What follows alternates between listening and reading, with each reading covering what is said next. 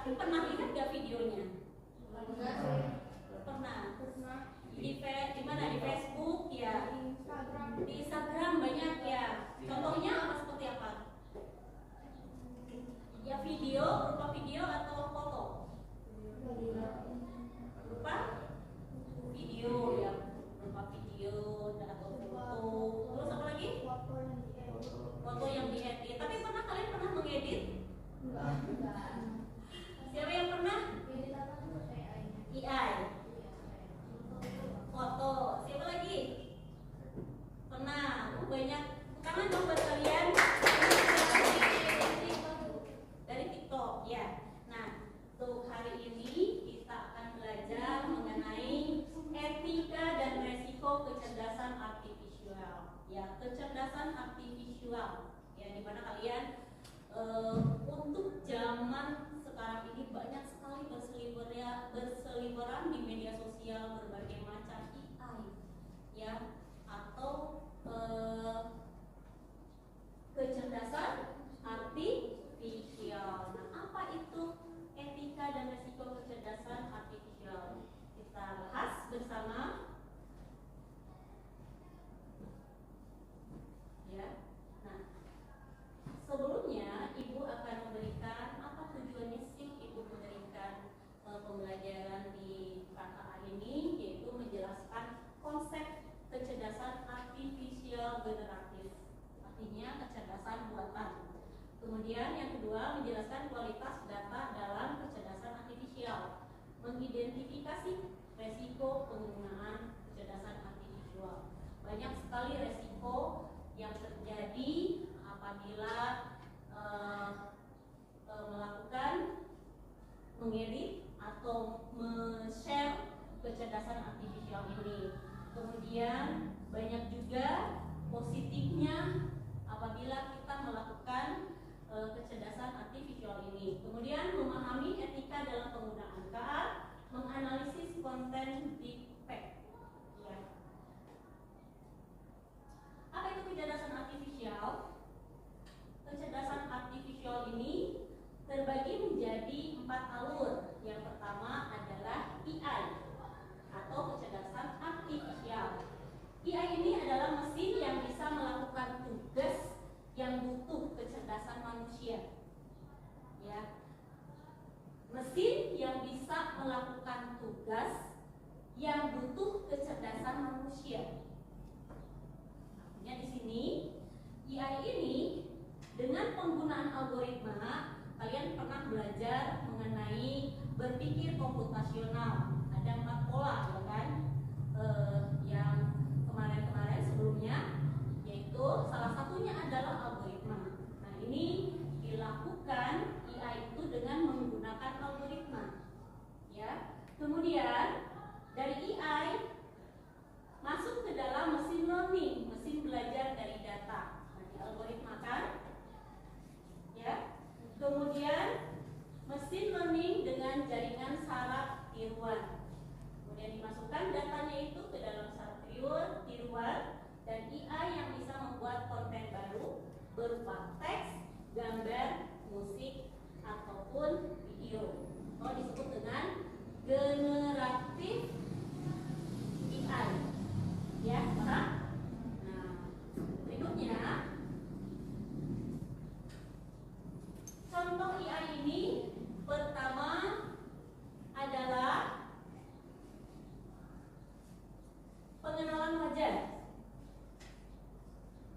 Dengan pengenalan wajah, ya, sistem mengenal wajah nih, wajah yang di AI ya, kayak kemarin katanya membuat foto mengenal wajah. Itu foto wajah. Contohnya buka pintu otomatis, tadi menggunakan chat Gemini atau chat GPT dan Gemini misalnya ya. Kemudian penerjemah, kalau di handphone itu ada yang disebut dengan Google Translate ya. Kemudian generator gambar, teks, deskripsi gambar atau DALL-E, Mizuna, ya kan? Mizuna, dan prediksi cuaca, yaitu data iklim, ramalan cuaca atau aplikasi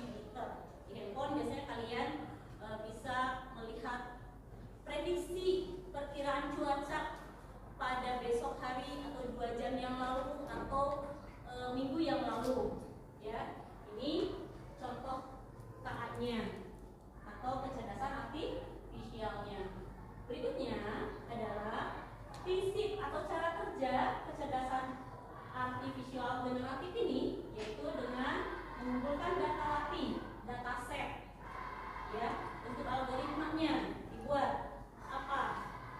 Kemudian latih model, belajar pola dari data. Dan kemudian setelah itu hasilkan output teks, gambar, suara, video. Bisa dengan menggunakan apa saja, ya. Gemini yang biasa kalian lakukan atau dengan menggunakan Canva. Di sana di Canva itu ada, ya, ada bagaimana caranya memasukkan, menginput gambar berupa gambar atau teks. Berikutnya, nah, kualitas data. Faktor yang mempengaruhi kecerdasan artificial ini yaitu akurat dan lengkap, konsisten dan relevan, up to date dan bersih, aman dan patuhi privasi. Ya. Nah, untuk membuat kecerdasan artificial biar menguntungkan. Kenapa? Nah, di sini Ibu ingin menayangkan terlebih dahulu. Akan tayangkan. Ini defect, ya. Ini defect. Yang mana yang asli, mana yang palsu? Yang asli ya? Kiri itu ini apa ini? Yang ini? Ya. Apa perbedaannya? Dari alis. Dari alis. Kemudian wajahnya, ya. Wajahnya juga. Kualitas gambarnya. Ini ya, kualitas gambarnya lebih halus, ya. Lebih halus. Nah, biasanya kalau misalnya AI itu lebih kepada kadang-kadang terpotong, ya. Ini. Baik, Ibu akan videonya kita mengganti wajah seseorang dalam video maupun gambar. Alih-alih disebut peluang, deepfake justru mengkhawatirkan karena potensi penyalahgunaannya. Sebab teknologi era ini mampu memanipulasi video sehingga tampak seolah-olah orang yang ditampilkan mengatakan atau melakukan sesuatu yang sebenarnya tidak mereka lakukan. Pakar kecerdasan buatan Universitas Hasanuddin Makassar, Profesor Dr. S.P. gitu ya. Kamu adalah awalnya. Oke. Kita potong. Baik, sini. Balik lagi ke sini. Nah, up to date dan bersih. Ya, ini faktor yang mempengaruhi up to date dan bersih. Jadi gambar yang dihasilkan itu halus atau tidak. Nanti kalian bisa membuatnya, mempraktekannya dengan, boleh Bu, saya akan mempraktekannya dengan membuat dengan Gemini atau ChatGPT atau DALL-E, ya, atau apalagi boleh dengan menggunakan Victory AI atau boleh menggunakan apa saja yang kalian bisa. Bu, saya bisa menggunakannya Cici, ya, nanti ada tugasnya. Kemudian kualitas data itu penting, yaitu keamanan dan patuhi privasi. Jadi harus ada memahami resiko dan etikanya. Ya, berikutnya. Ya. Implementasi kecerdasan artificial generatif yaitu kreatif, desain, seni, digital. Ya kan? Jadi kalian sebagai seorang praktisi pembuatan video, kemudian pembuatan poster, nah itu harus memiliki kekreatifan dalam hal desain ataupun seni digital. Bagaimana, ya kan, pembuatannya, segi warna dan sebagainya, itu juga harus berpengaruh, ya. Kemudian jurnalisme, tulis berita otomatis, musik, membuat lagu dan baru, bisa dengan membuat lagunya, misalnya dimasukkan tuh lagunya, ya, di video itu dimasukkan lagunya, atau bisa menggunakan suaranya itu suara AI, ya. Kemudian riset simulasi, prediksi, ya kan. Kemudian personalisasi belajar visual ini manfaatkan untuk kepentingan yang sekarang. Itu kalian sebagai seorang pelajar tentu saja untuk kepentingan belajar, ya. Gunakan suatu hal yang positif. Berikutnya, etika dalam penggunaan kecerdasan artifisial. Ada etikanya di sini untuk membuat video, gambar dan sebagainya, yaitu transparansi. Jelaskan cara kerja dan sumber data. Jadi kalian untuk men-share, boleh kalian membuat, tapi men-share ada sumber dari, misalnya ini sumber dari mana? Ya, jangan sampai kalian kalau sekarang kan banyak tuh fitnah suara presiden, suara Jokowi, ya, presiden Jokowi, presiden Prabowo, zaman dulu kan, kemudian presiden-presiden di luar negeri dibuat listingnya, ya kan, dengan menggunakan KA generatif ini. Kemudian keadilan, tidak diskriminatif, ya, tidak mengandung unsur sara. Kemudian hak cipta, hargai karya asli manusia. Misalnya foto, kan sekarang di Instagram kita bisa mengirimkan foto, tapi kita ambil tuh gambarnya, nah, itu bisa ketahuan itu di fake atau bukan.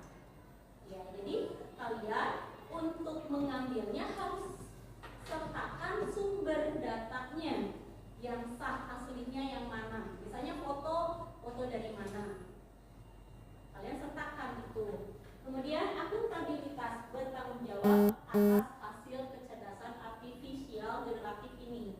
Bertanggung jawab. Kenapa? Karena kalau kita men-share, ya, AI generatif ini, itu akan ada yang disebut dengan jejak digital. Nah, apabila seseorang ini merasa tersinggung, itu kan dipertanggungjawabkan, ya. Sedangkan kalau apa yang kita share itu ada di server pusat, tidak bisa diketahui. Oke, bisa dipahami dari sini? Bisa. Ya. Sekarang kita akan belajar. Ibu memiliki tugas, ya, untuk kalian. Silakan kalian buat. Ada tugasnya. Ini ada sini. Silakan kalian buat menggunakan video atau AI. Silakan nyalakan komputernya. Boleh menggunakan ChatGPT, boleh menggunakan AI, boleh menggunakan Real, bisa tuh. Nyalakan. Nah, di sini silakan kalian buat project, membuat kampanye promosi jajar sehat dengan bantuan KA generatif, yaitu boleh Canva, boleh menggunakan Gemini, boleh menggunakan ChatGPT. Silakan. Udah bisa? Ya, silakan ke Google, masuk ke Google. Masuk ke Google, sudah.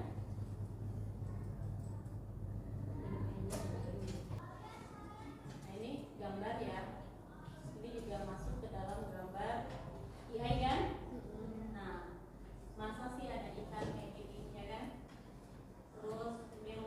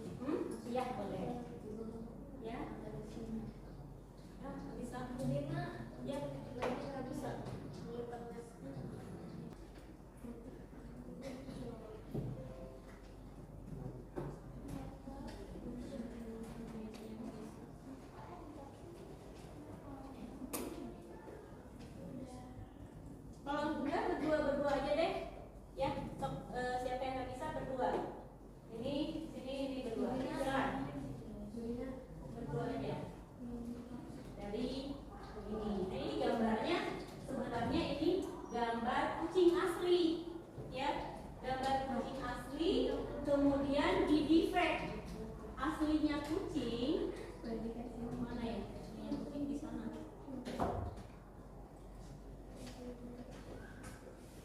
Kalian cari dulu gambar aslinya, kemudian dimasukkan ke kampanyenya. Promnya buat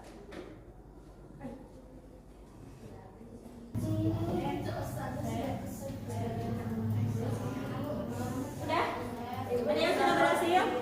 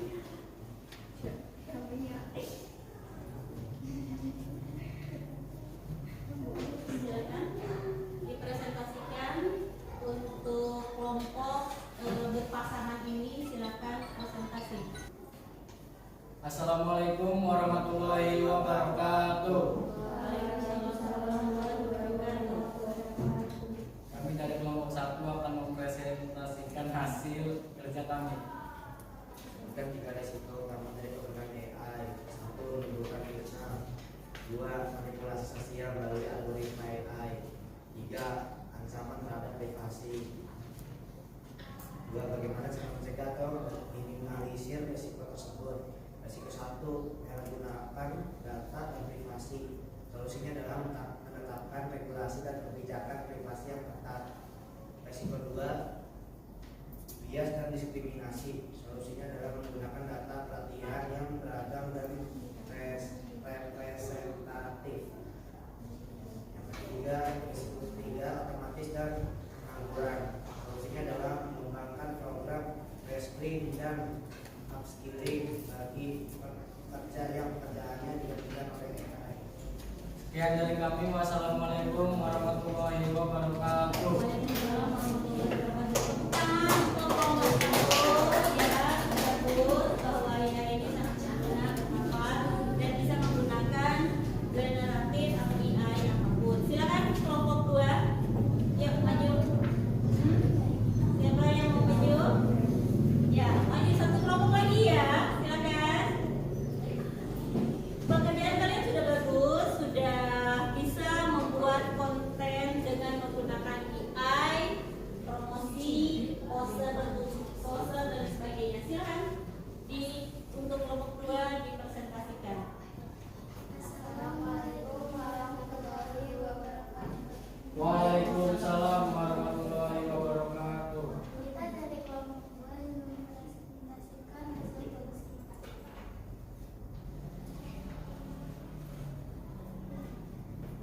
Sebutkan 3 risiko utama dari penggunaan AI. 1. Kehilangan kontrol atas sistem AI. 2. Bias dan diskriminasi dalam algoritma AI. Masalah privasi dan pengawasan. Sekian dari kami. Waalaikumsalam warahmatullahi wabarakatuh. Alhamdulillahirabbil alamin. Kalian sudah hebat, sudah bisa berhasil membuat konten dari AI ya. Dari gambar yang asli dibuat menjadi sebuah poster jajanan sehat dan